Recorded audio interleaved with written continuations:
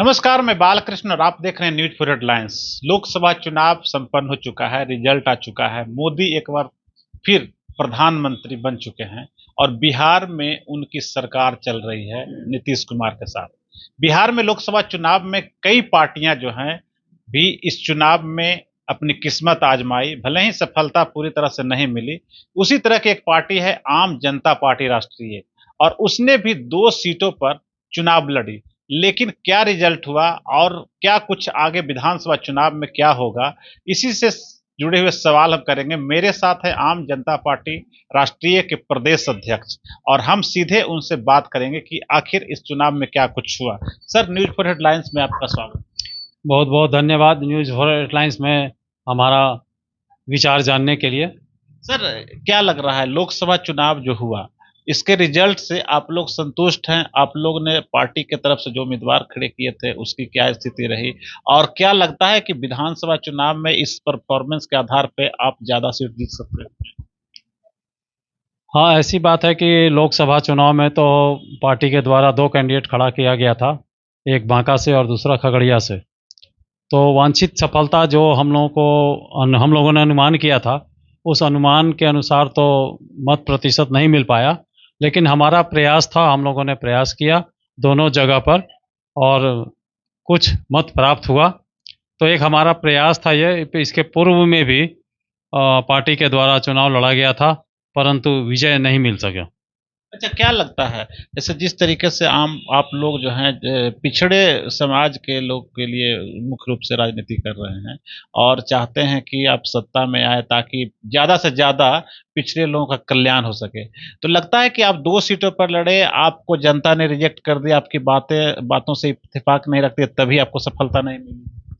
हाँ, ये बात तो ज़रूर है कि जनता ने हमें पूर्ण तरह से स्वीकार नहीं किया। इसका एक कारण भी है कि एक तो भारतीय जनता पार्टी के नेतृत्व में एनडीए सरकार लड़ी, दूसरा आरजेडी और कांग्रेस इत्यादि सभी मिलकर के चुनाव लड़ी यहाँ बिहार में। तो उन बड़ी पार्टियों के मुकाबले में हमारी पार्टी को वांछित सफलता और या वांछित कहिए कि मत नहीं प्राप्त हो सका। तो क्या लगता है कि जिस तरीके से परफॉर्मेंस रहा, तो विधानसभा चुनाव भी 1 साल के बाद होनी है, तो क्या तैयारी है? आप लोग कितने मजबूती से, और क्या खामियां रह गई उसको कैसे दुरुस्त करेंगे? हाँ, इस लोकसभा चुनाव के दौरान कुछ विधानसभा क्षेत्र खाली हुए हैं। जो अभी विधायक थे वो सांसद बन गए हैं। तो तत्काल 2 जगह रुपौली और एक और जगह है, वहाँ तो अभी पार्टी का उम्मीदवार खड़ा करने की योजना अभी नहीं बनी है। लेकिन शेष जो 4 विधानसभा क्षेत्र आएंगे, उसमें एक जैसे बेला है और इसी तरह से और भी है। तो इन जगहों पर पार्टी के द्वारा प्रत्याशी खड़ा किए जाने की कार्रवाई चल रही है और इस पर विचार मंथन भी हो रहा है। अच्छा, क्या पार्टी लेवल पे कुछ खामियां है, आप लोगों में आपसी कुछ मतभेद है, इसका वजह से भी पार्टी को इसमें परफॉर्मेंस पर कुछ असर पड़ा है? नहीं, पार्टी लेवल पर कोई हमारे यहाँ खामी नहीं है और हमारे यहाँ कोई अंतर्विरोध नहीं है। सबसे बड़ी सबसे बड़ी बात यह है कि पार्टी जो अत्यंत पिछड़ा और पिछड़ी जाति को लेकर के चली है, तो अभी तक कोई भी योग्य उम्मीदवार हमारे यहाँ नहीं आ पाता है, जिसके चलते हमारा वोट बैंक जो है सो दूसरे पार्टी के साथ चला जाता है। अब ये देखने वाली बात यह है कि 4 अगड़ी जातियाँ बिहार में हैं और इन चारों का जनसंख्या प्रतिशत 10 है और इन्हें टोटल 10 सीट मिला है भाजपा के द्वारा 17 सीट में से। और जब पिछड़ी और अति पिछड़ी की संख्या को जाति जोड़ा जाता है, यह 63% से ऊपर चला जाता है। इसके बावजूद ही मात्र 4 सीट दिया गया भाजपा के द्वारा। तो ये अब तो विरोधाभास है कि हमारे वोट से ही ये पार्टियां जीतती हैं और निष्कर्ष ये निकलता है कि हमें उसका पूर्ण लाभ नहीं मिलता है। हमारे कंधे पर बंदूक रख कर के ये पार्टियां जीतती रही हैं। अच्छा, क्या लगता है जैसे एक तरफ एनडीए था और दूसरी तरफ यूपीए, एक तरफ तेजस्वी, राहुल गांधी सब लोग थे, समाजवादी पार्टी बिहार में, और चाहे केंद्र में जिस तरीके से गठबंधन बना, नीतीश जी उधर चले गए, तो आप लोग को चयन करने में कुछ दिक्कत हुआ कि आप चाहे उस तरफ रहते चाहे इस तरफ रहते, किसी एक तरफ रहते तो उसका फायदा मिल सकता था? हाँ, गठबंधन में तो फायदा होता ही होता, लेकिन गठबंधन नहीं हो सका किसी कारणवश प्रयास किया गया था, लेकिन किसी कारणवश गठबंधन नहीं हो सका।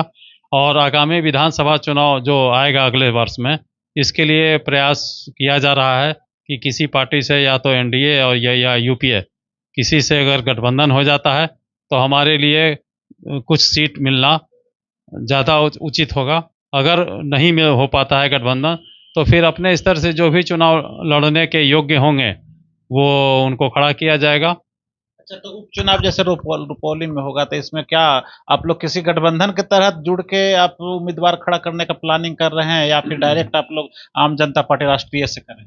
नहीं, अभी तो रुपौली के लिए भी विचार विमर्श नहीं हो पाया है, तो चूंकि ये तो तुरंत हो जा रहा है। लेकिन जो शेष का चुनाव जब होगा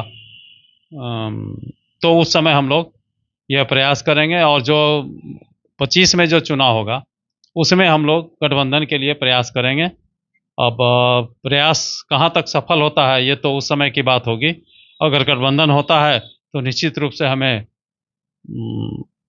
उम्मीदवार चुनने में भी आसानी होगी और मत प्रतिशत भी हमारा बढ़ेगा। क्या लगता है कि आपको तरजीह लोग नहीं देते हैं, दोनों गठबंधन के लोग आपकी क्षमता को कम आंकते हैं, इसके वजह से गठबंधन नहीं हो पाता?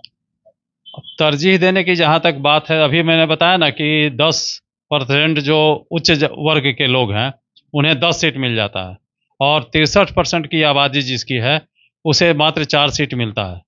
तो सवाल यहाँ पर तो यह पैदा होता है कि गठबंधन का जो धर्म होना चाहिए और जो जाति के विशेष के अनुसार जो सीट का बंटवारा होना चाहिए, ये नहीं हो पाता है।